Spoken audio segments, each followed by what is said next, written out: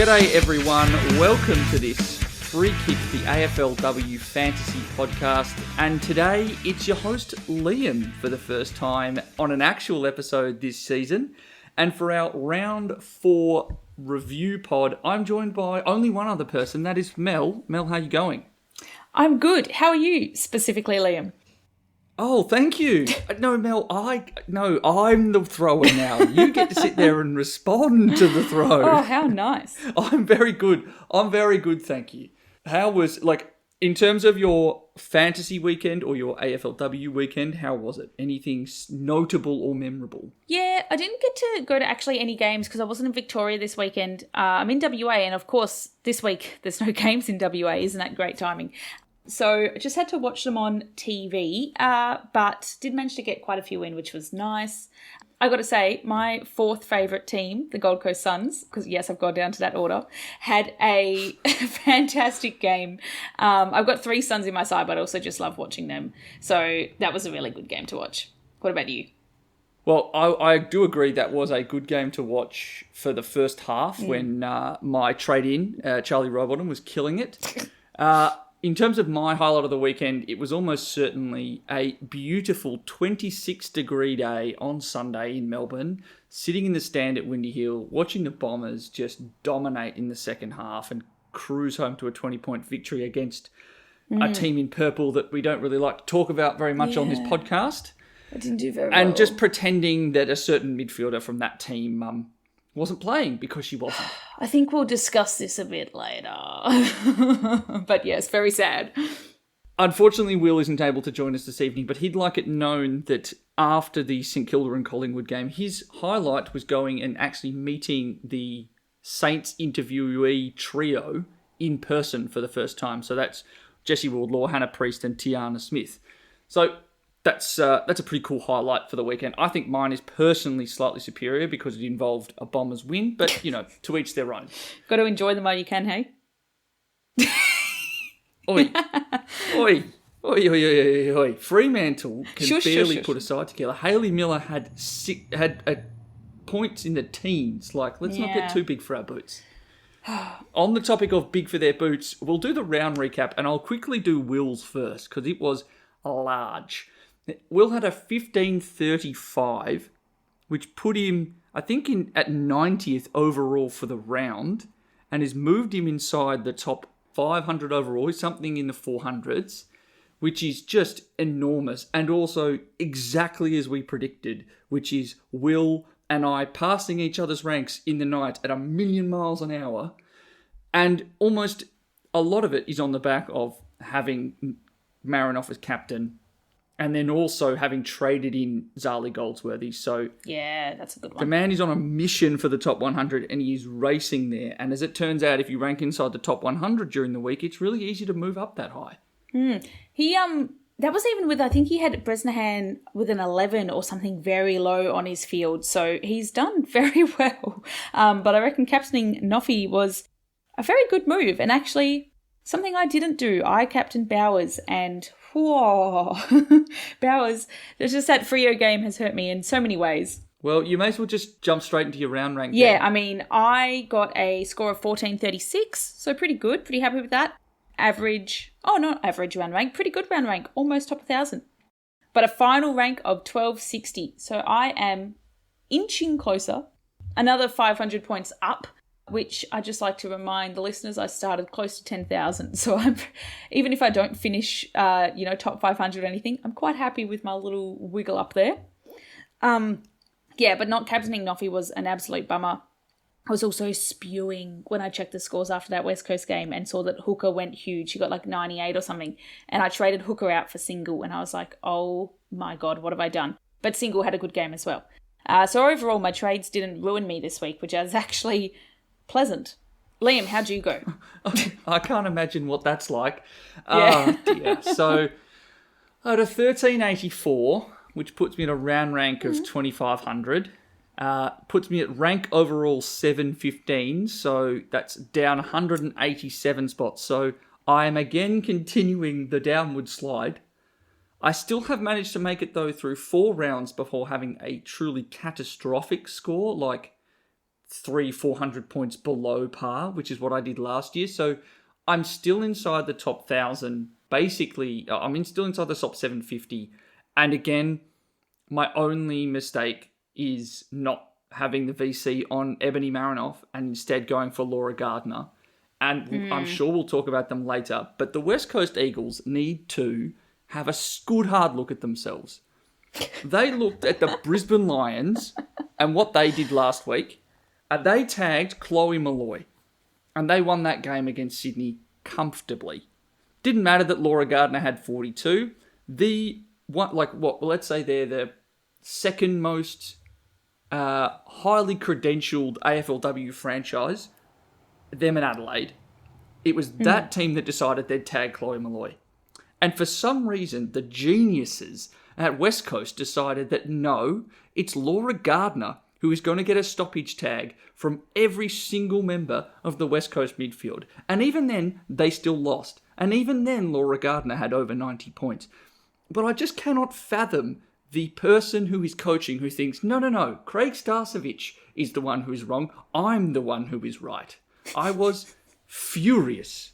Absolutely furious watching that game. But it's still my fault because I didn't put the VC on Ebony Marinoff. And then flopped that straight into Turbo and her injured knee. And then I was hot on the news of Cordner being a roll watch, and she was going up against a terrible matchup. Didn't make the trade, traded out Lister instead. And then I watched the Erin Phillips game against, who was it, the week prior, St Kilda, and just knew that she wasn't up to scratch and scoring at her best. And yet I still kept her for another flop score. So just so many. Who did you put the VC on then? Gardner. I put the VC on Gardner. Why? Because she scored 151 the week before. Oh, okay. I thought you didn't think she was going to have a big week. Sorry, for listeners, I'm still trying to piece together this VC loophole thing. I thought by the way you're talking about that, I thought it was going to be like Swanson or something. Okay. No. I see. I put it on Laura Gardner, fresh off 151 Oh, Laura 41 Gardner. touches. I thought you said Garner. I was like, what? No. Okay. Oh, we can talk about mistakes made with Garner later. But yeah, so that's where my round rank has gone. I will I'm not even going to bother. Will has written down his +4. I think that's true of all of us. And that's Ebony Marinoff. Mel, who gets your Kiara Bowers award for Best Player of the Week? I give it to Single. So this is for a couple of reasons. She's 5% owned and she did amazingly, and she's been very consistent in her scoring, and I'm very happy I finally brought her in. But also I keep thinking about 6-letter names that have a reddish colour in my mind associated with them, and I keep thinking of Lister and Single being the same person. So I keep getting very excited when I hear Single's name, thinking it's Lister, who you've been talking about in our segment. And now that I've got Single in my side, I'm like, great, I'm actually watching the right player. I'm getting excited about the right player and watching her intently. She is everywhere. My God, she's an awesome player. So loved watching her, lowly owned, got a great score, +4. And you? Yeah, she's a great watch. If only because when you own her, at least it tempers the sad feelings you might have if you're owning the person that she's tagging, which I'm certain is going to happen again because it's Anne Hatchard this week, who is still going to be relatively well owned throughout the competition. So, you either own her and it's great, or you own her and you own the person that's getting smothered. Yeah, if you own both. Yeah, not ideal. So my +4 Kiara Bowers Award goes to Britt Benici. Nice. Because I really did think that this matchup was one to hold for, and she repaid my faith with a 117 or 118, which was one of the highest scores of the round. Looked really, really comfortable doing it as well. And I'd also like to give let's say a +1 to Laura Gardner for still managing to get 94, 93 whilst copying a full game tag, which I was making the joke whilst watching it. It's probably the first time she's been tagged ever at AFLW level, and she might have been tagged at VFLW level, but I'm not sure that's quite the same as Swanson, Lewis, and McCarthy running around with you all game. So props to her for actually managing to still get above 90 and still make her comfortably F1. Nice. Well, at least close to our F1 in my heart. Yeah. In terms of the Paige Scott Award this week, I don't think I'm going to give it... I'm not going to even ask Will because he's tried to mention Nicole Bresnahan in there. I think giving a Paige Scott to an injury, no, it's not a vibe. Well, that's what I was going to do. I don't know about you. I don't think you can. Okay. But I don't think that this is I think you can still give this -1. Mel, who is it? Oh, it's Bowers. I mean, actually, she was... Okay, I was sitting there watching this game being like, Freo's not doing well. This is infuriating. Then I see Bowers forward. I'm like, okay, that's not great. Then she's getting the ball first. So she's getting tackled. And I never like to see Bowers getting tackled. That's just like a role reversal. Then she gives away a free kick for something else. And I was like, oh, my Lord, what is going on? And then I couldn't see her in the fourth quarter. And I messaged you and you're like, yeah, she came off back into the third quarter with an injury. And so, I mean... I was just watching her time on ground percentage tick down. This was very frustrating. I hope she's okay. But she's out of my fantasy side. Yeah. That was such a painful watch. She sat at full forward, which is when that I knew something was really, really off because she gave that interview last year and says, I am not a forward. I never want to spend any time forward. I'm not a good kick. It's not what I'm good at. I was only there because something was wrong. And then I was sitting there in the stand looking over that forward 50 and she is sitting bang in the middle of the goal square and I knew something was seriously off. And then she gets tackled running in towards goal and she gives away 2 holding the ball free kicks in the back end of that second quarter. And I was just so sad. It was the longest halftime break I have had watching a game of footy in a very long time. And yeah, I also think that the -1 for me, outside of myself, because of all of the mistakes I made earlier, it's to the Fremantle injury reporting. Because she came in with something. Some level of clarity. She did not look right and hasn't looked right basically since about midway through the fourth quarter against Collingwood.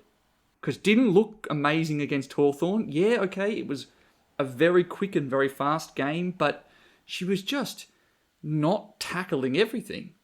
She wasn't doing it yesterday either. She had 4 tackles in about 10 minutes, and I know that that's low by Bowers standards, but I was like, maybe she's back. Maybe this is just a blip. and then it fell through from there. So, yeah, I don't know. But, I mean, we'll talk a little bit about Bowers. No, we'll just talk about it now. I think that she is a very expensive player. She's losing a lot of money. She hasn't been in her best form. She's one of those ones which, unfortunately, she plays a very rough game style and she's getting a little bit older. And it was a kind of a risk of, when's the season going to be where Bowers is not Bowers anymore? Bowers is not Turbo.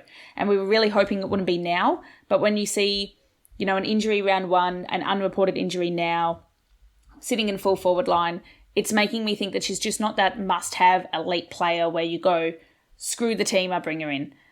And I kind of wish I stuck with my previous points on this, but I get big Bowers envy. I just know that I'm going to hate myself if I don't bring her in and she goes huge.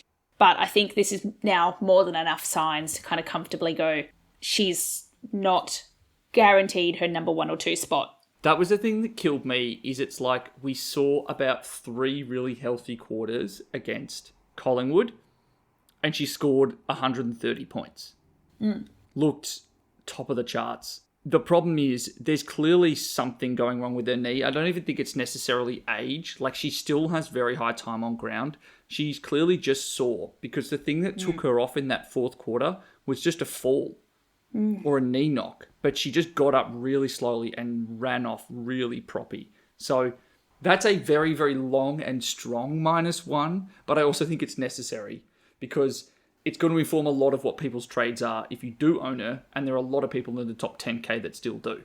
But before we get to our hot topics, even though we've had a pretty hot start, we'll do the watch and wait scoreboard.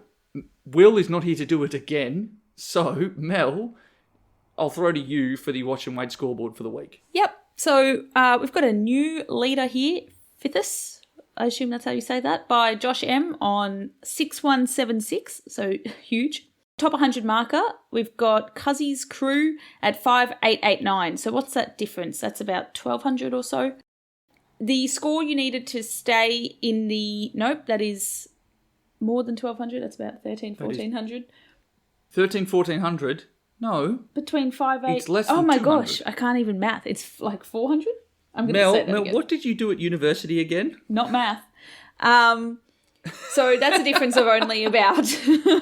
now that I can do math properly, that's a difference of about 300. We'll say 300 without my calculator. Let's say 300 points. So the score to stay in the top 100 was 1467, so pretty big. The highest in our league was also fifthest, which I kind of makes that segment redundant, but I also love to see it because it means that the top scorers are in the free kick league. And we have had 35 people in our league are also in the top 100. Just over a third. I think we were at 34 last week. So yeah, okay, getting a little bit bigger. All right, so hot topics of the week.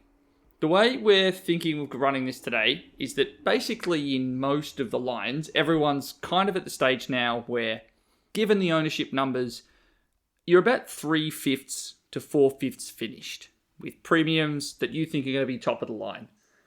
And I think that's true of all of them.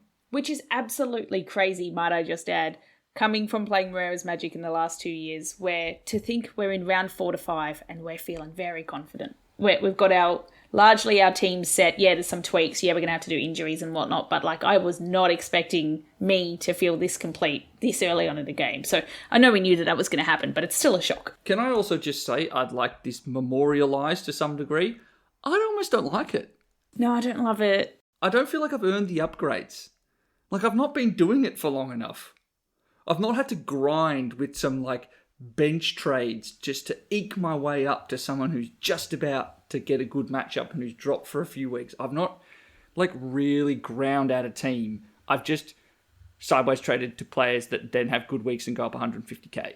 Yeah, it's really just like who's going to do good next week based on matchups, not like who am I going to pick and in 6 weeks' time maybe they will have made me a smidgen of money and I can trade them up to someone. It's a different game, I guess, but... It's missing that, like, I'm just hanging on by the skin of my teeth to make good trades every week. Yeah.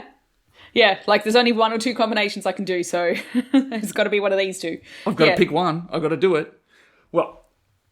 So, basically, that means we're now at a stage where we're looking to either differentiate our team by completing it, or we're looking to take some players that are highly owned but not going to finish inside the top 10 probably for the rest of the year, and looking for some unique options or the most important upgrade targets. That's how we're going to structure kind of each of the different lines to kind of hopefully give some pertinent advice. We're going to start off with defenders because we're going to talk about just about the most, actually not even just about, the most highly owned player inside the top 100, top 1k, top 2k, top 5k, and top 10k. That's Harriet Cordner. Just served up a toasty, beautiful 25 on the weekend, and boy was it one of the roughest watches you've ever had, because I watched it live, and she dropped about 3 marks as well, which really killed me. I know that a lot of people who probably acted on the advice that I was giving out there traded her out, given I was very hot on Thursday and Friday and saying she needed to go. Enjoy. But a lot of people now still have her. We're at a point now where I'm needing to trade her out. Now, Mel, do you have that problem? No, because I had a look at my team last week and I went, I don't want anything relating to Carlton. And I was having a bit of a sook in the back line. And I was having a bit of a sook to Will because Gab Pound is my third favourite player. And I was like, damn, I wish she was going to be fantasy relevant going forward, but I just don't see it. I think that the share of points across Carlton is just going to get dispersed with Peterson coming back and a few other changes. So I just thought, especially Carlton backline is not somewhere where I can see one person pulling out and getting a great score. So I got rid of her, which I know is contrary to what I said in round 1. But when she came out with all guns firing, I was at that game pretty much sitting behind Cordner half the time, and she had a huge fans cheer squad there. Like it was the Cordner show. Everyone was in love with her there, and I think it brought out a really good game in her. But then when we didn't quite see that again the week after, I was like, oh, that might have been a debut celebration, and maybe people are giving her the ball more because she's back and it's exciting, as opposed to someone that's going to be that consistent. So I kind of called on her when I didn't see that consistency and I traded her out. That's probably not what you want to hear. That's a great thesis. Okay, who is then sitting at your D5? Like, who's your trade-out target this week? Because you've surely got someone. Oh, yeah, definitely. So mine is Ella Heads. I think that she's been really nice and consistently scoring in those 50s, but she didn't make, I think it was this week that she didn't make any money because she got, her break-even was probably about 50-51 and she got 51. So she's been someone that she's made a bit of money, but I want to go up a tier. She's one that I will need to add some more money on top of in order to upgrade because she hasn't herself done that well, cash gen-wise, but she's the one that I'm looking at. And I believe, based on those stats, she's also fairly highly owned in the top X thousand as well. Yes. So off the stats that I've pulled from Bit in that, we've got Ella Heads is at 47% owned in the top 1,000, and then Harry Cordner's 85%. So it's a very popular duo to have inside. For those of you that got both, I think that Cordner has the much lower floor.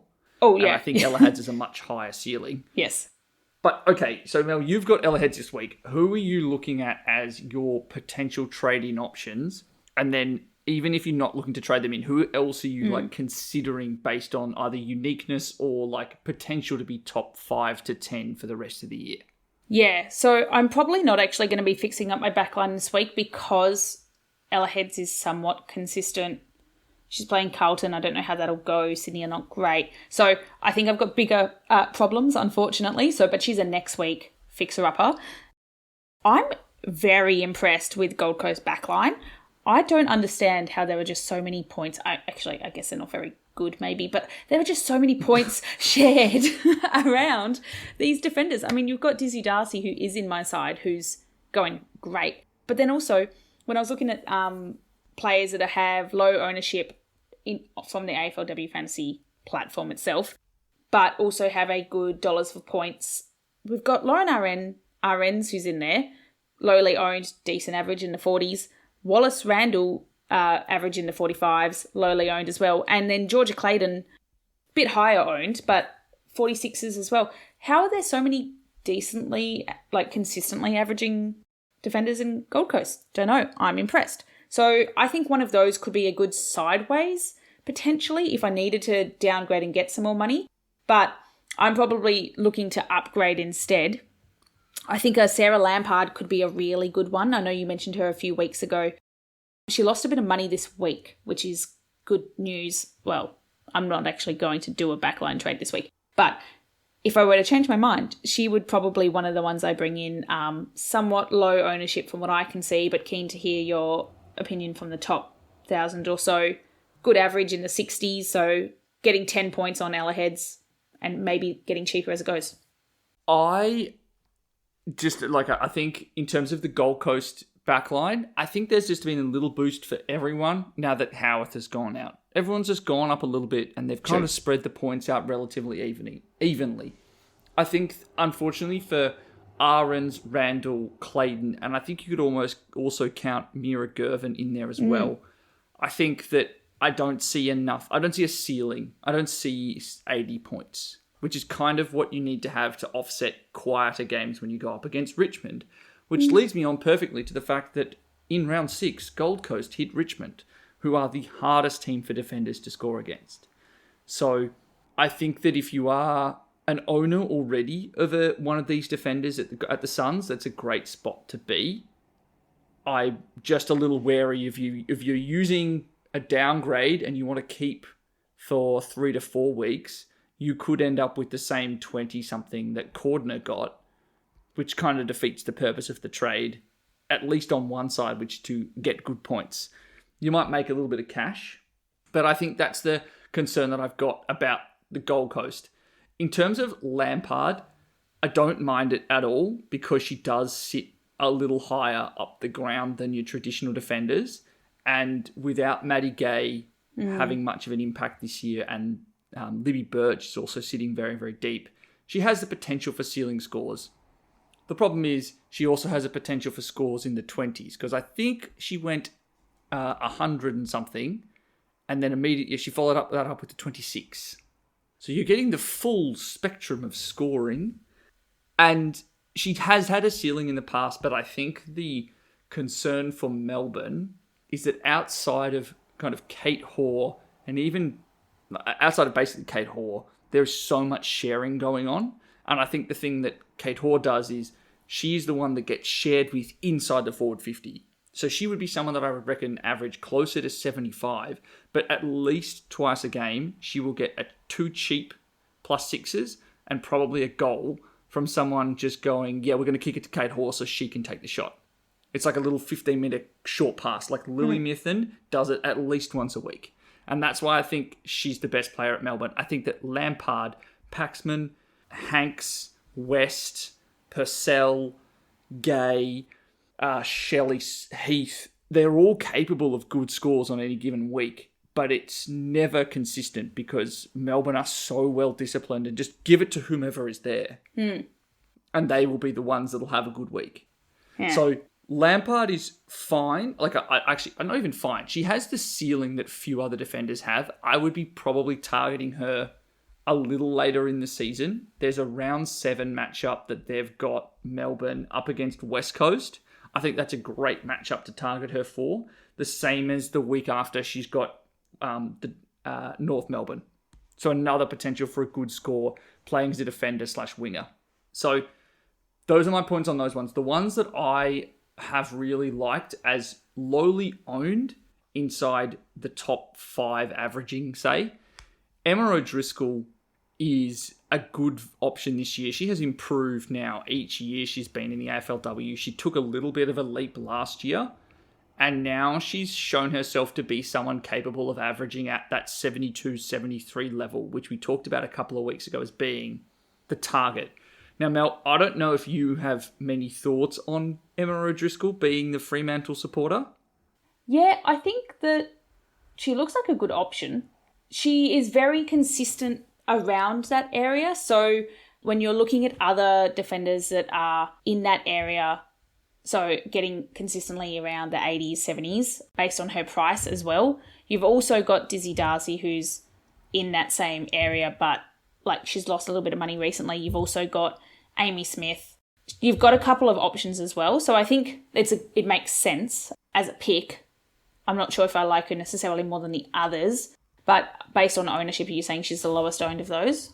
Yeah. So there are 18 people inside the top 1,000 that own Emma O'Driscoll, and she has now put together a pretty consistent run of decent scoring. She takes a majority of their kick-ins at the moment too. Having now watched her closely on the weekend, but having now seen her go 80, 68 and 70, again, it's a problem this week where they're the team that has Richmond, who are very hard to score against for defenders. Which is what, but then yeah. as a player to target, I think almost that like she and Dizzy Darcy sit in a very similar pool of players, which is beneath them are a lot of players who can score 40s and 50s. And she is the one player who can average 70 because she's their main distributor. I'd say the same thing for Dizzy Darcy in the back line at Gold Coast. So Angelique Stannett is 19.5% on the top grand, and you just said O'Driscoll is yes 1.8. Stannett is not Stannett doesn't play as a defender. I think is the main thing. She plays as a half forward. Oh yeah, no, but when we're looking at literally defenders that you can bring in onto that line, I was just comparing the two, but I think of those two to pick, your Stannett would be the choice to put a defender on your team, but I think she's much more highly owned. Is that why you didn't suggest her? And also, I think she is more expensive too. So Stannett is just a smidge more expensive. 20 grand. And in terms of consistency, I think we're going to see more consistency from O'Driscoll than we'll see from Stannett. I think that if Fremantle do have some kind of tougher matchups in their run, so they go from Richmond, North Melbourne would be one where I'd be concerned. Yeah, the matchup this week and next for Stannett is a problem because she plays as a half forward and might get lost. She does, but she can also play defence. And if Freo are struggling without Bowers, she could be one that just gets a bit of swap around, like a Tig, goes either side. I mean, Freo, I know you talk a lot about St Kilda's team having a lot of shuffling and no game plan. I feel like Freo's got a chunk of people that they'll just put anywhere when they need them. That's a fair point. In terms of, I'm going to use that as my little pivot to people getting thrown around. And that's actually to talk about Brisbane, because I think there are two really interesting options in defence. One of them is someone who we've talked about all pre-season at different points, and that's Nat Grider. She was a top 5, or basically top 5 defender in each of Season 6 and Season 7 since we've been playing fantasy. She came out with a horrific 30-odd in round 1. As it turns out, it was against Richmond. That's a really tough side to score against. Kind of put that into context. She's then improved each week, and she looked really, really good. I think she might have got the most coaches' votes on the weekend too, against North Melbourne. So that should give you an idea of she is a highly talented player, and she has improved her scoring. I also think that in terms of like a trade from corner, it's only 40k, 50k, which most rookies can do in 1 week. So if you had to do it, you could afford like any rookie down to another 300k playing this week. If you got Mia Bush, it's Mia Bush down to a 300k defender, for example. And I think that Nat Grider is someone who can go maybe not at exactly like 74, 75 up there with the Carneys and the Evanses. I'm thinking more 69, 70, 71. And Brisbane do have a really good run for defenders, or at least a decent run of defenders over the next 3 games. So that's someone I really like. The other one that is a great option is Brie Conan. This one is super rough, and I think it's risky, but she got CBAs as a stoppage player against North Melbourne. Now, can I have 20 seconds to ask coaches around the AFLW, why are you not spending more time tagging Jazz Garner? She is the best player in every single game she plays in. She is a contested clearance beast. What are you doing? Maybe she's untaggable. No, but she's not. Because I went back and watched the footage of her games from 2022 when she played against Brisbane. Kathy Sfark was bodying her. Like, it was try and get in her way as much as possible. And Kathy Sfark is one of the most physical players in the comp. No, didn't happen on the weekend. It wasn't until they threw Brie Conan in later in the game that it really had an impact. I'll pivot back to actual chat about defenders. I think Brie Conan, if she is going to be someone they throw in as a defensive stopper, that takes her scoring up a decent margin, because even if she does go back in defence, she can still score 50s. If she goes into the midfield, we've seen now, she was the highest scoring defender on the weekend. She scored an 88, I think it is, off the top of my head. Both two fascinating options that are basically sideways trades from Harriet Cordner if you don't have the cash to go up to anyone that we see as being inside the top 5. I think if I was stuck with Cordner, the trade I would do would be to Gunjaka. I think that she's shown decent consistency historically as well, but has a 22 from round 2, which is pulling her down.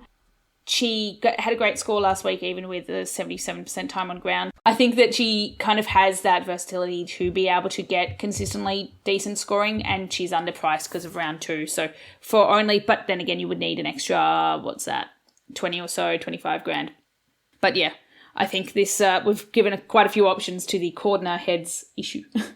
Specifically Cordner. Yes, and in terms of like some other players one other player that I wanted to mention who's also at Geelong as a unique, who could probably average 70 for the rest of the year, and that's Chantel Emonson. I think that as much as Geelong are winning a lot of their games and looking very good at the moment, they're not so dominant that the ball doesn't end up back in their defence. That's why we're seeing consistent scoring from Meg Mack and then good scoring from Gunjaka and also Chantel Emonson. Emonson also takes a handful of kick-ins as well that really sets a floor to her score, unlike with Gunjaka, who in that game against Sydney was really struggling to actually get the ball if it was just pinging around really fast and the ball wasn't down there enough. So I think that's now our summary of like defenders that we want to target. Now they might be lowly owned, or we think they've got some potential going forward.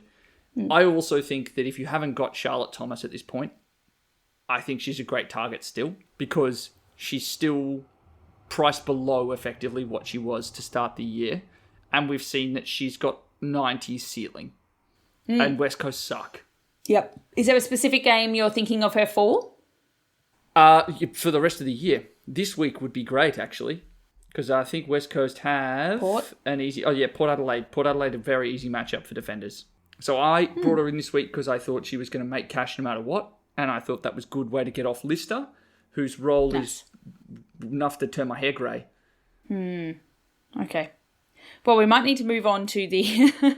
Oh yes, so that was our short thesis on defenders, and we're going to move across to the forwards because yet again you've probably got someone stinking up on the line. You could be like me, and you've got Erin Phillips, or probably more likely you have a Nina Morrison, who at the time of recording it's not confirmed, but I'm highly doubtful that she will not be suspended. I expect her to be suspended at least one game, which for me is a trade out.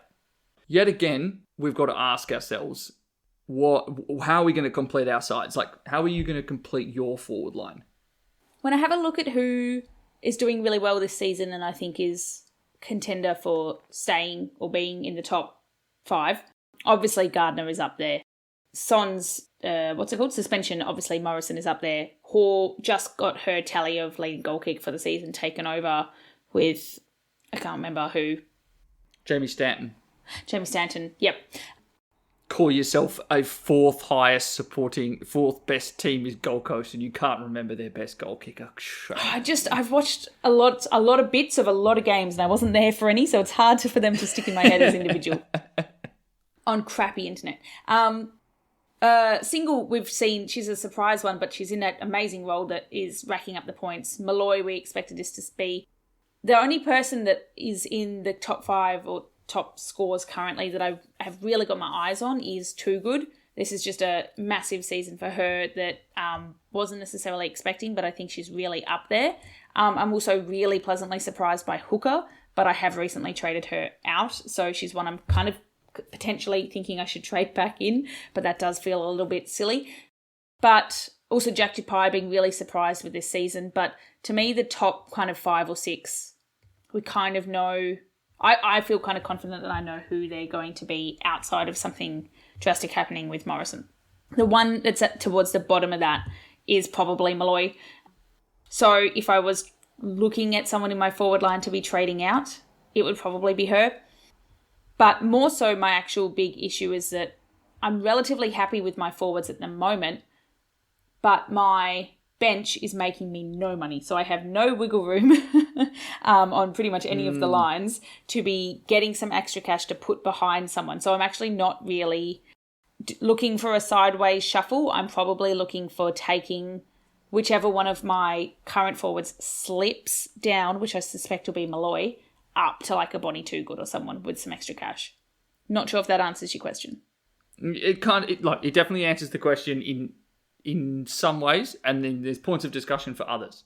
Because I think that's probably true of a lot of people, because we've really seen this year that forwards with a line that can truly put 80s, 90s, 100s, 110s up. Yeah, some huge scores.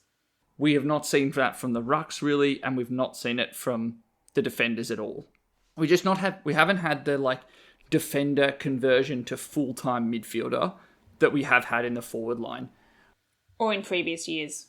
We've had it in previous years. We had Ruby last year. She wasn't amazing at it, but we had that storyline of, she's full-time midfielder now. That's where she's going to be. In seasons prior, it was Swanson, Webster, who really were the kind of 2 most important picks to have in season 6, and we don't have them this year. It's all intercepting halfbacks. And so I think, in general, again, I'm happy with my forward line, and I liked what I saw from Nina Morrison on the weekend, even if she had slightly fewer CBAs with Beck Webster being back. I think the more important thing for me was I only saw Beck Webster back with 35% CBAs. That made me feel a little bit more confident, and it was the fact that Darcy Maloney also had 40%, who I would see as being much more likely to lose her role than Nina. Yeah, same. If Nina is suspended, all hell breaks loose, because I think that in a team that I've got with Cordner in there, with Bowers in there, I've also got Ella Heads, and I've got Erin Phillips. I can't afford to be going up to... Sirens. There are so many sirens. I can't afford to be going up to Too Good, who, again, I love. I knew that I needed to change my tune a little bit on in the last week and a half, because she's looked really, really good. But I don't think anyone could have predicted this reasonably. And that was her best game ever on the weekend. She kicked 2 goals, had most marks, most tackles. She had a bunch of kicks, a bunch of hand passes. Top of the line. She looked amazing, and it doesn't even need to be in the midfield. She got a higher score than forwards that are playing in the midfield but are listed as forwards in the game. She smashed them all with her forward score when she's actually playing as a forward, which is quite cool. Yeah, she really is. Like, if the Bombers are going to make the finals this year, she is the supreme difference maker that really is difficult to contain. Coach Woody will look to put her where the ball is when the Bombers are down, when the Bombers are doing well. She is a difference maker. And as we saw on the weekend, like Maddie Prasparkas can play really, really well, but you can put Hayley Miller on her and curb her impact to 80%. But I'm not in the spot where I can train in Bonnie Toogood.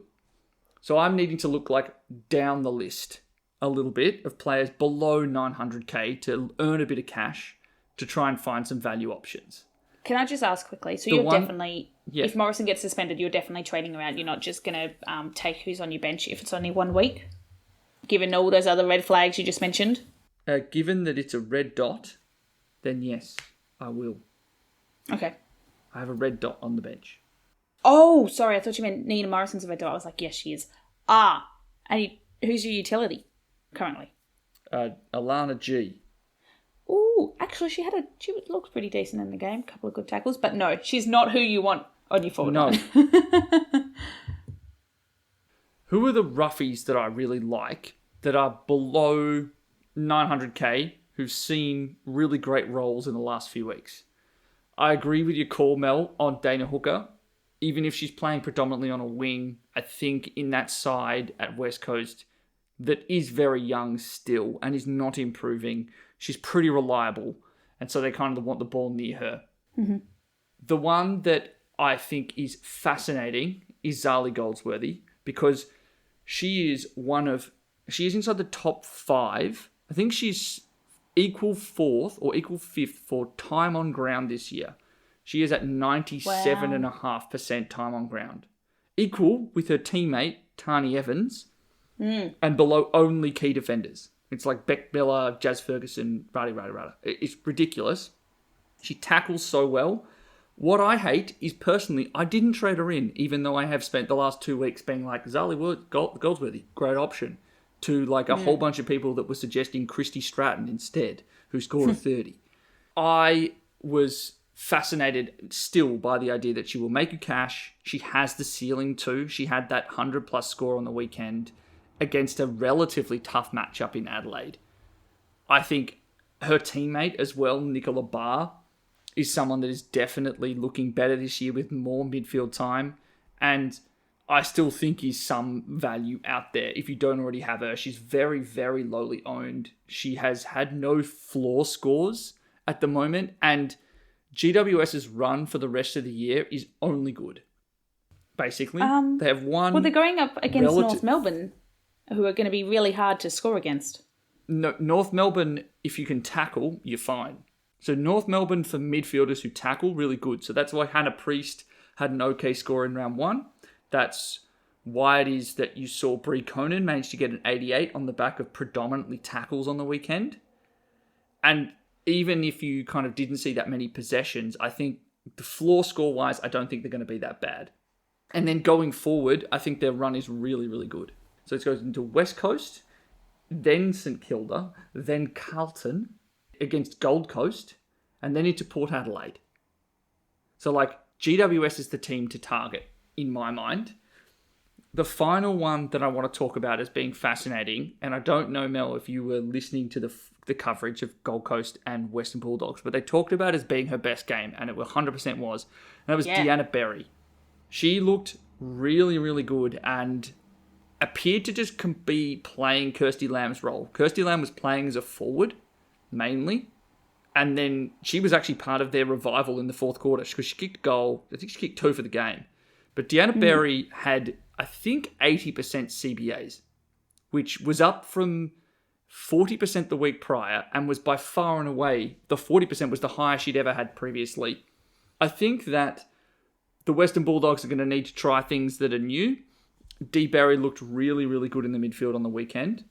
And I think that long term, she is someone that the Western Bulldogs will look to add to their midfield group because they've really struggled this year. Yeah, Lamb looked really exhausted, and you could see pretty much every time she touched the ball, she was kind of like taking a moment or two. So it makes sense that they've got Berry kind of taking that role from Lamb. Although, to me, this is someone that's just gone up 91 grand. They've had their best ever score, played 3 games out of the 4. I'm kind of surprised that this is someone you're so hot on, just because it says, like, riding the bandwagon. Like, if they're for cash gen purposes, yeah, but if you're talking about trading out Nina Morrison, who's probably going to be out 1 to 2 weeks, you might be taking her in at her high price and then riding a bit of a loss, which is not going to help you get Morrison back after. The reason I like Deanna Berry is she had her best score ever with her best role ever. It's not like a defender that all of a sudden has like 90 after they've averaged 30s for their career, and it's just like they were in front of every intercept mark. It's the fact that the narrative lines up of bad team, player in their mid-20s, played as a forward in the past, but now being given more of a midfield role in a side that needs something different and something new, and she was noticeably good in a side that was noticeably bad before then. It's the fact that she's priced at 62 and her break-even is 40. Even if we say she's like in that Keely Shearer, Lucy Single, like can get 70s on some weeks, 80s on some weeks, 60s on, she's still making you cash. I don't know if I like it as much if it's Nina Morrison, but let's say I'm in the position of I want to go Bowers to Garner this week for the game against JWS. I want to get rid of Cordner and I have Nina Morrison. A way to do all of that and actually have upgrades at least 2 of my trades is Nina Morrison down to someone like Deanna Berry, who even if she scores a 40 this week, will hold her price. So that would be her lowest score of the year if she scored a 40, and she would still hold her price. And they're playing St Kilda. The player that I would be picking if I was in your situation for just a little bit more, so 796 instead of, I think... 708. Yeah. So if you're trading Morrison down to someone so you've got a little bit of extra cash, I'd probably be going Gemma Horton. I think she's relatively lowly owned from what I can see. She's had a bit of a more consistent score where she had 1 down week, but she kind of has that element that you were talking about where she has the potential to get some goals to boost those points up there. She's going against West Coast this week, so I think that's a pretty good opportunity to get some goals, get some decent score as well. Yeah, if I was doing a Morrison trade down, it would probably be to her. Okay. Love the thought, if only for one detail that you may have missed today. Indy Tahoe has done her ACL. Oh, yeah. Well...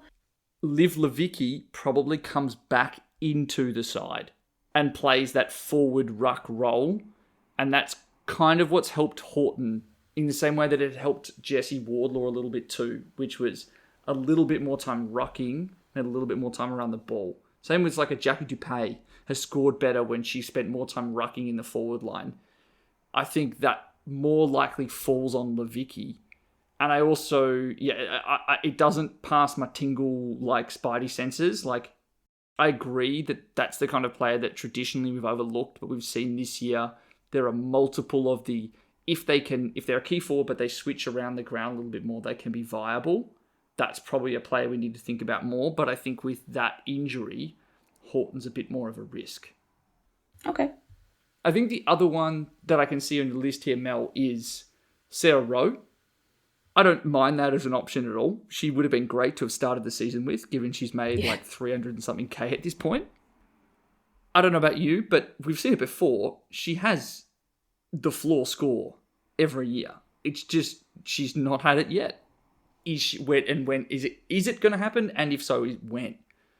Yeah, she's one that I'm just a little bit hesitant on, just because of her price. To me, when you look at someone of that price bucket, you've got for like significantly lower ownership at the same price, Jack Dupay, who we can just see is smashing this season. Like her and Taro Bohana up there together in the forward line, building off each other, and they're never at the same spot. Therefore, they're always getting their own points. She's getting goals. She's has that hit out potential. If I was spending that much money, I'd want a little bit more of a known entity. And I know like Jack Dupay is getting better and better this season, but I think I can't see that changing for any reason. So I'd probably be going behind her instead. Yeah, I don't hate that. I just realised there was another two names we had to mention. One of them is, I don't know about you, but I am waiting for Chelsea Randall to be an option again. Oh, miss the days. Because, well, I don't miss the days. I've never had her. I didn't have her last season. I faded her and got too cocky when she scored a 30 when she was tagging against Richmond. And I may have crowed a little bit on the pod. And then I was roundly shut up by Jono for the rest of the year and talked about the fact she was by far and away the best defender. I think if we hear word that Sarah Allen is back, and I think you'd also expect Najwa Allen and or Stevie Lee Thompson back, Chelsea Randall becomes an option again. Particularly when the games start to get closer to the final series, teams start to have nailed down their game plan, games get closer and harder, Chelsea Randall will spend more time back around the ball again, and not just as a tagger. The other one to talk about, if Turbo is as injured as he now looks like she is Megan Kaufman. Because she is so similar that at points apparently on the TV coverage, they confused Bowers with Kaufman because they play that similar stocky shoulders tackle. They look similar as well. They look similar. Maybe not as super shoulders and buff as Turbo, but it's not that far off. Unfortunately, you're not going to be able to go off a run of really good games of scoring. You're going to have to trade in to your expectations, trade into your prediction that she's going to improve if Turbo is actually out. Because she had 2 great games to start the year and had 26 tackles, and since then has had 7, which is ridiculous. So another name that I think is below 800k, she's at 765. She is a trade down from Erin Phillips right now, which is tough to do because Erin Phillips cannot take a mark or lay a tackle to save her life. So those are names of some of the kind of more lowly owned forwards, slightly cheaper ones. Mel, before I move on to midfielders, have you got anyone else that you want to throw out there? Any super roughies out there? No, I think that's a whole bunch of names. Pretty happy with those. Now we move on to the midfielders. If vibes were going so highly because we've all had highly owned players that may need to be traded out in each line, we move to another one with another trade out option. There's a reason why we're doing midfielders last. Look, we'll do the season wrap up and we'll do our, podcasts next preseason, and I'm sure we'll dissect the Turbo experience to bits. But damn, it's frustrating that we don't get better reporting, and damn, it's frustrating that I traded her in last week. Yeah, I think we've spoken about Bowers enough. Let's think about what we're going to do when we trade her out. What are we going to trade her out for? You've got her, Mel. I've got her. What are you thinking is the most important direction to go this week? Is it up, down, or sideways? And if so, to whom? For me, it's up. So my midfield's currently got Noffy, Bates. So Noffy's amazing. And I should have learnt my lesson about captaining. Bates, who I brought in for a freak trade when I think Bowers went out the first time. Benici, who's fantastic, and currently T. Smith on field. If I'm taking out Bowers, I want to be getting Garner. I was devastated last season when I didn't have her in because I just put it off for too long, and I've put it off for too long, I've decided. And this is a good time to bring Garner in because she only went up 12 grand. She got her very low score for her of 121, which we kind of went, there's no way she can be going at 150 every single week. Girl needs a break. We saw it. It's in a huge score for a break, but this is the opportunity because otherwise she's just going to keep going up in score.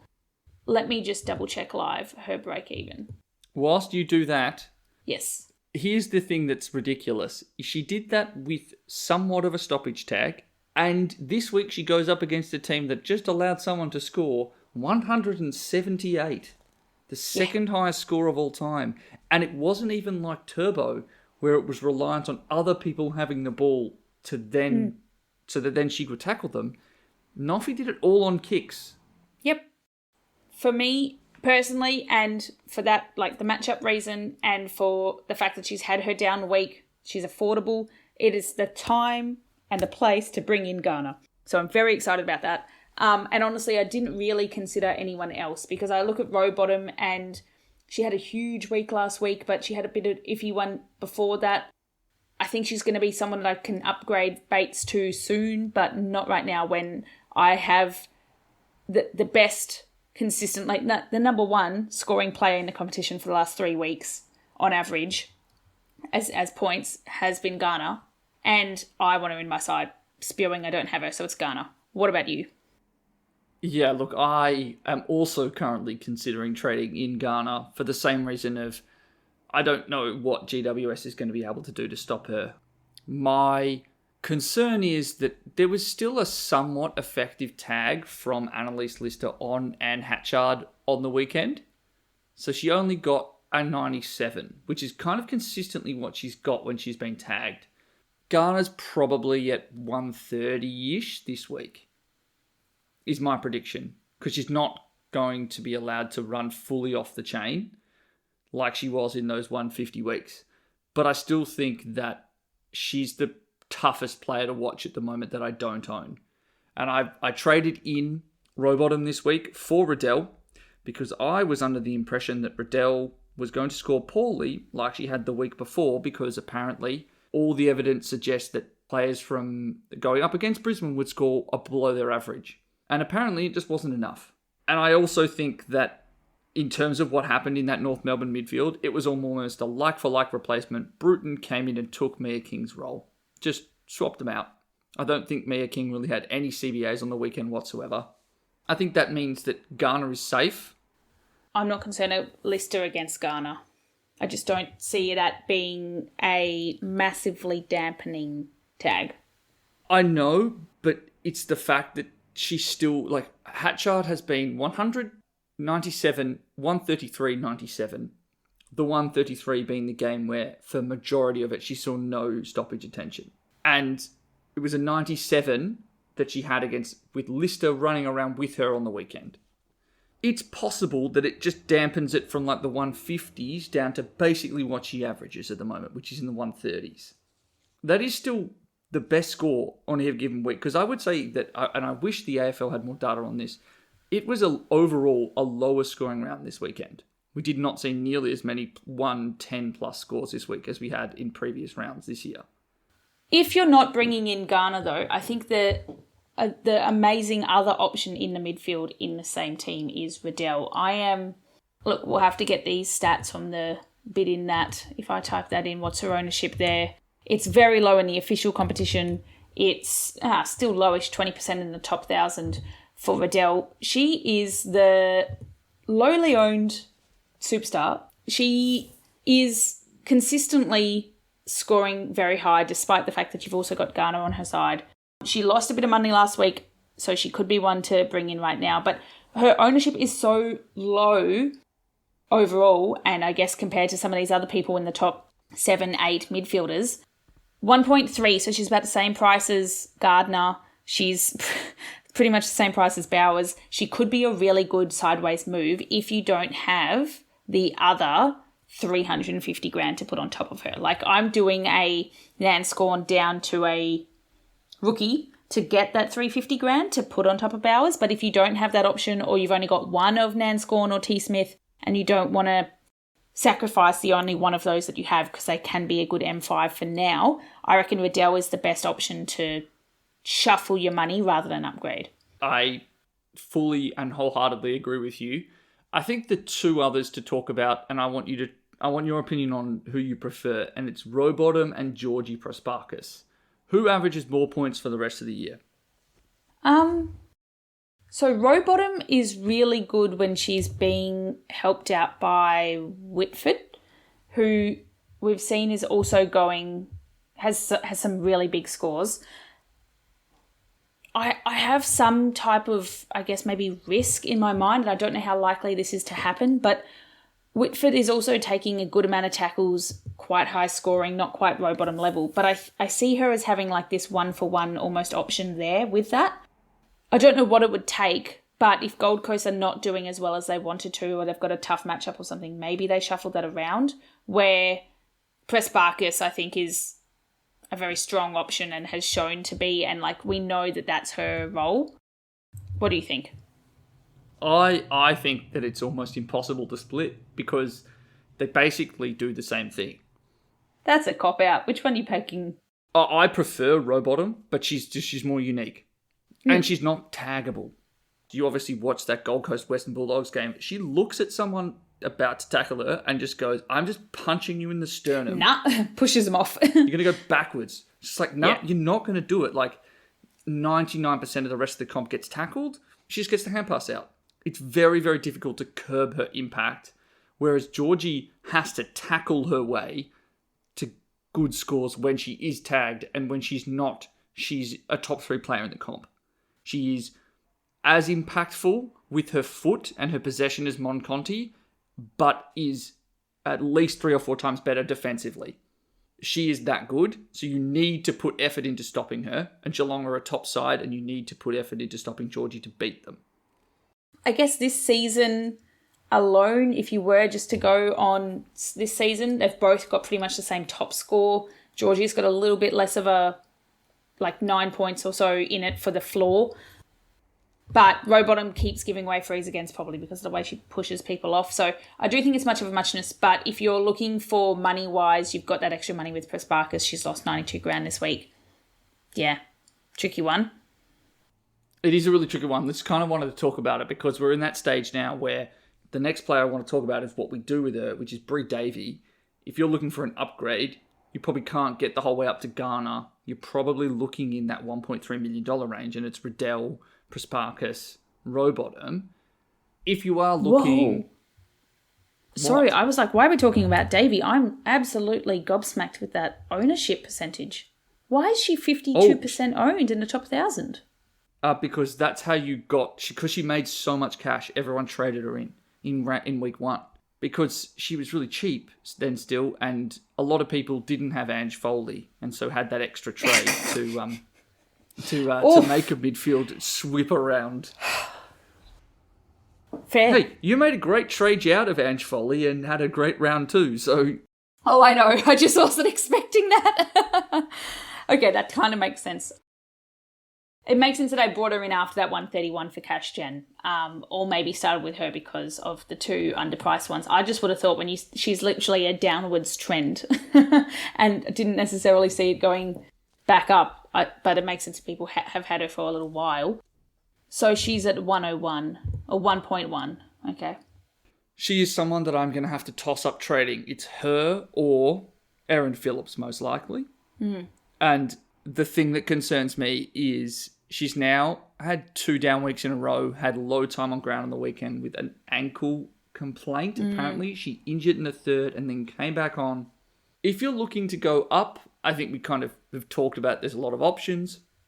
In terms of sideways-ish, not up the full 1.3 million, the 2 that strike me the most are Amy McDonald, because we've seen she has top 5 scoring potential before. And then Ali Anderson, who I think we're really sleeping on. We're sleeping on a W Award winner.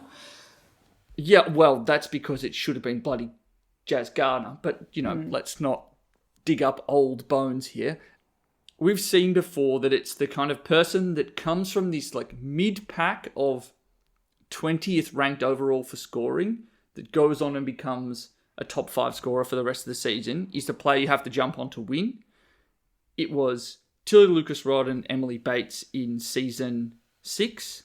Last year, it was basically Turbo to be able to do it. But it was also Pressparkers and Rowbottom, who went from 90s up to over 100s average in those final 4 rounds of the year. I think that what we've seen in terms of overall scoring percentage from Ali Anderson for what Brisbane score in total, she's looked really, really good. And I also think that Amy McDonald is someone that can absolutely be back up above 100 as an average. She scored that 120 in round 1, but I think... She's very close to it. Yeah, but I think she can be, well above, 110. She has that pure accumulator game style, and it's not like she doesn't tackle at all.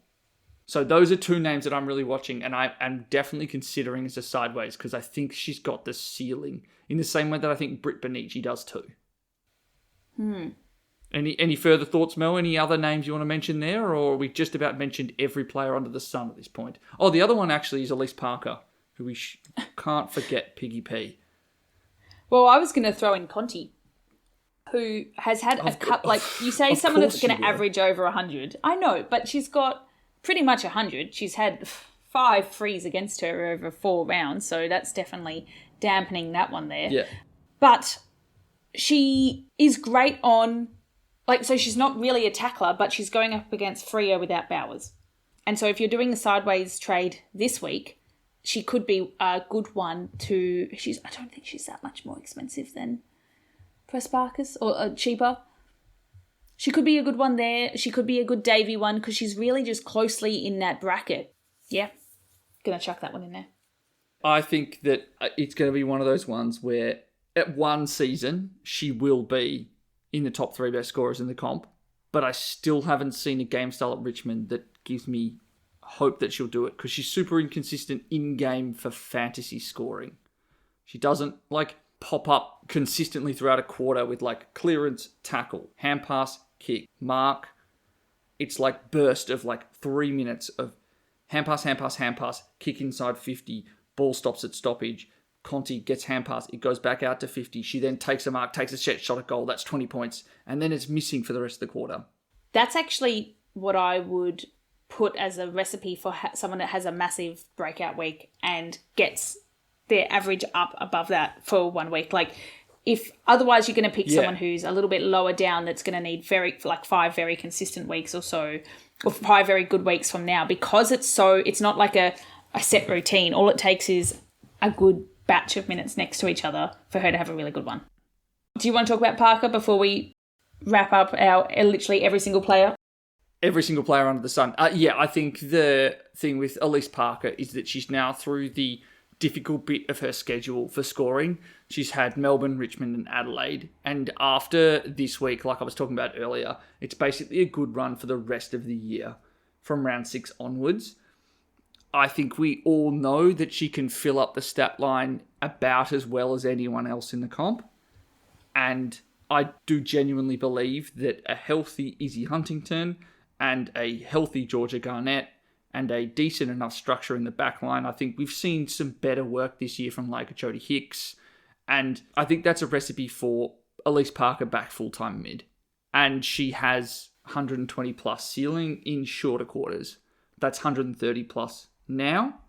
I think she is a genuine superstar. So that game against, well, maybe not against West Coast, but a game against St Kilda in round 7, she's not going to get tagged. She has break the game apart at potential because she tackles, because she kicks goals too. I think, she's a really good player to pick. All right, well, that is now 1 million players that we've talked about, and we've only just got to Rucks.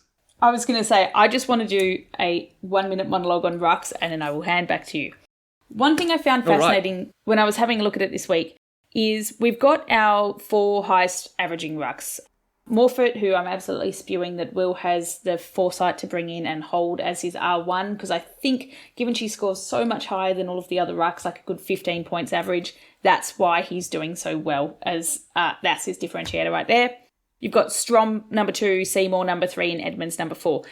When you compare that to the ownership stats, I was looking at the general game, but even now when I look at the bit in that page, if you look at the highest owned Rucks in the top 5, 10 grand or whatever, it's rookies. Why did I try to say that so fast? You've got Matilda Schultz, Fleur Davies, Wookiees, all the rookies. Erin Hoare, followed by Ariana Hetherington. You've got Wackfer in there. My point is that the 4 highest averaging Rucks, who are miles above everyone else, especially Morford and Strom, are not in the highest owned Rucks in the top 1,000, 2,000, 5,000, 10,000. This is the differentiator point if ever I've seen one. If you can do an upgrade, we spend so long talking about these other lines, but if you can get one of these, say a Morford or even a Strom, a consistently high scoring ruck, that could be the best use of upgrade money you have because of the low ownership. I would say I know why. And that's because Matilda Schultz is that good. And she put up a floor score on the weekend and is still in the 60s. I know that we give Will foresight for picking Ali Morford. She's been amazing. She's almost certainly to win Rising Star. And on a side note, I reckon she will win Rising Star and have the lowest disposal efficiency for anyone that does, because She is the worst kick efficiency-wise and worst possession efficiency-wise for all rucks who have played every game. Just a quick stat there for you. Matilda Schultz was 300k. She is now 7th highest ranking ruck, and up until this week had only been about 12 points per game on average less than Morfitt. And at that stage, I've only paid 300k for it. So her outlay is fine. The other thing is the run coming up for Port Adelaide is amazing. She goes up against West Coast and then goes up against Sydney. This is the other thing with Ali Morfitt. Her defensive presence n'existe pas. She is the easiest ruck for other teams to score against. Lauren Wackfer had her best score ever against Ali Morfitt. And so the next 2 weeks, you hold. And then it's going to be a really interesting situation because I think Morfitt's going to be an upgrade target. I think Strom's going to be an upgrade target. I think Alice Edmonds is going to be up there. I'm hoping that Brianne Moody drops some more cash because she is someone that I'm also going to look at.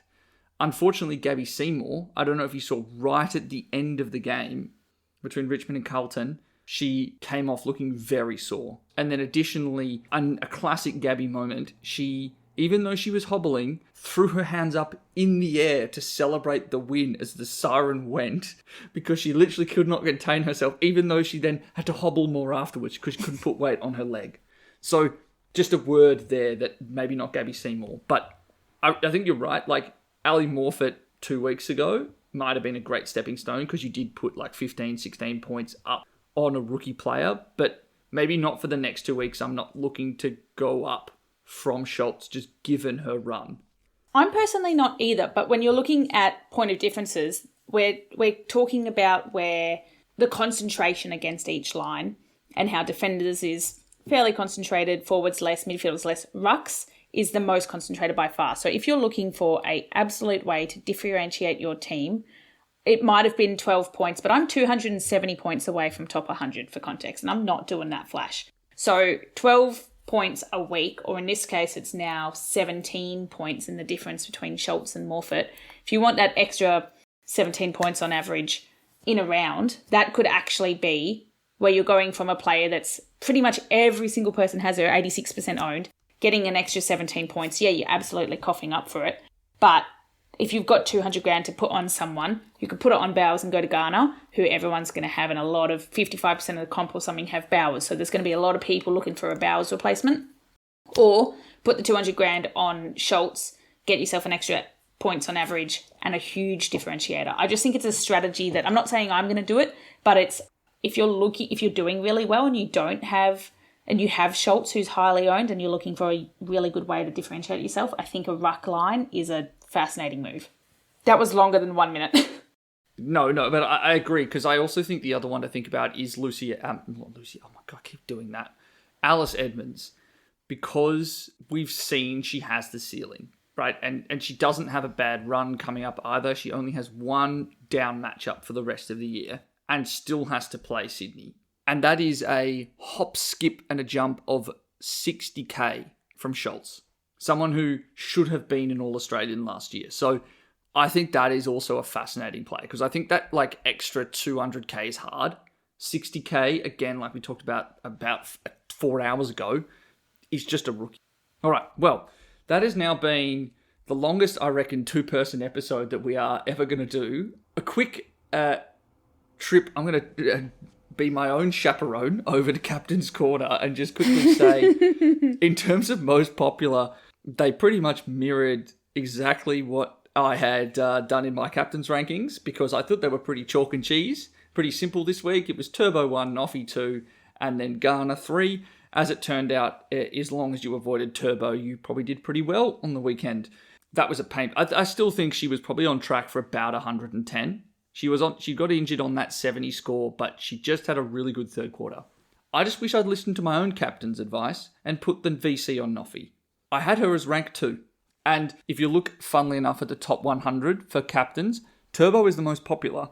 And then it is just like 7 or 8 rookies that have not played a game at all, and it's everyone's red dots that have populated all of the most popular captains' rankings. I'm curious on this because now you're in, like, I understand that's a great loophole situation. And as someone that hasn't come from men's, it wasn't either apparent nor easily understandable for me. Now you've got a situation where Morrison might be out and you have to trade her. Like, you can't just bring in, say, someone like, say you've got a Postlethwaite. Say you've got someone like that on your bench that you're like, oh, maybe they can do okay on the field and you don't have to trade her, but now you do because of the red dot. Do the risks outweigh the benefits doing that this early in the season, or is this normally the point at which you would do it in men's too? There's just been a lot of assumption that this is a good thing to do. Yeah, that's a fair point. I would say, yeah, it's probably a smidgen earlier, but I think we're seeing now that the timelines are warped because we're at basically now, like, if you were talking men's or even Moreira's Magic, like men's, this is the final third of the season. For Moreira's Magic, this is like the final 2-3 weeks. All this extra cash means that we are like 3 weeks ahead. And that's the time we're probably looking to do some funny things to maximize captain scores. Because as we saw on the weekend, the difference is 50 points. Let's say it's 50 points from the next highest scoring player of the round. And for the most popular captain, it was 100 points. Yeah. 100 points difference, which absolutely kills your season. Like, that is truly the difference for the haves and have-nots this week. That's the difference between me sitting at 700 and me being less than 100 points away from the top 100.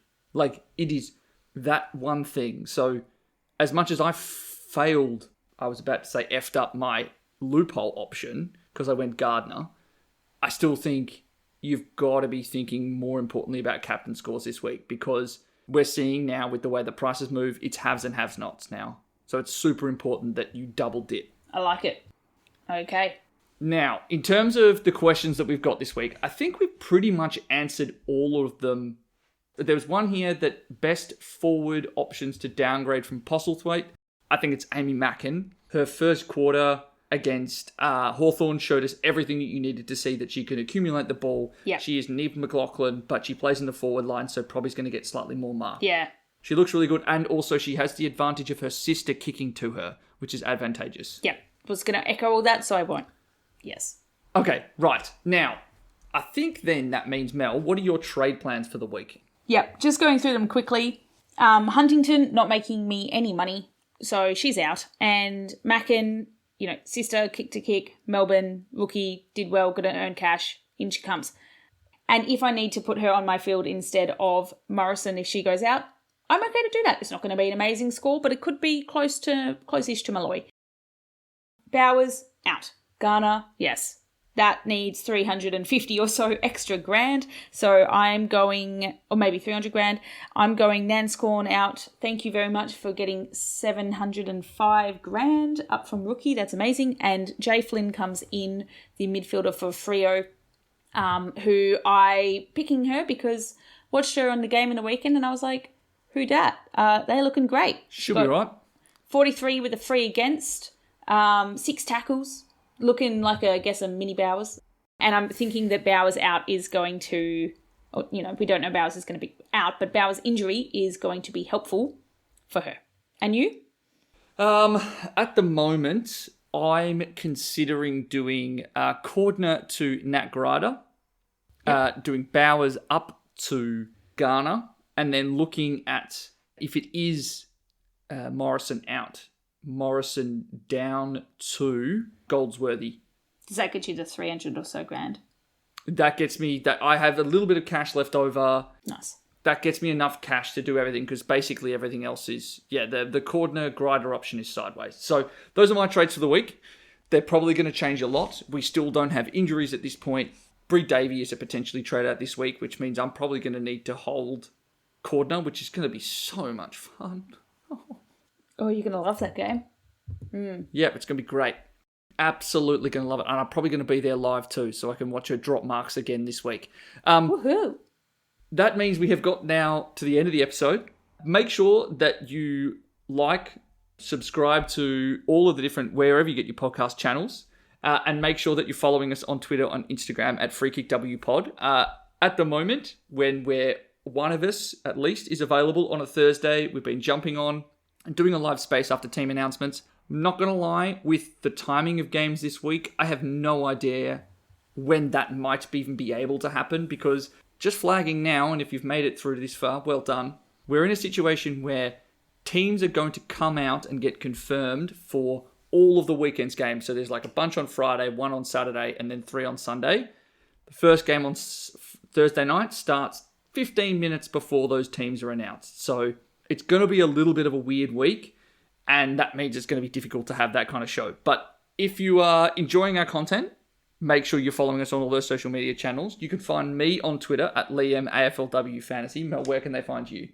Twitter and Insta as Hi Mel D. If we're doing any spaces or whatnot, I will not be a part of it this week, unfortunately. I'm flying Wednesday and I'm going down to the Geelong game. I've not been to GMHBA Stadium, so I'm quite looking forward to that with my chaperone co-host Will. So thank you, Will. Should be a good one. Yes, it should be. Well, hope you've enjoyed this good one of an episode, and we'll see you all next week.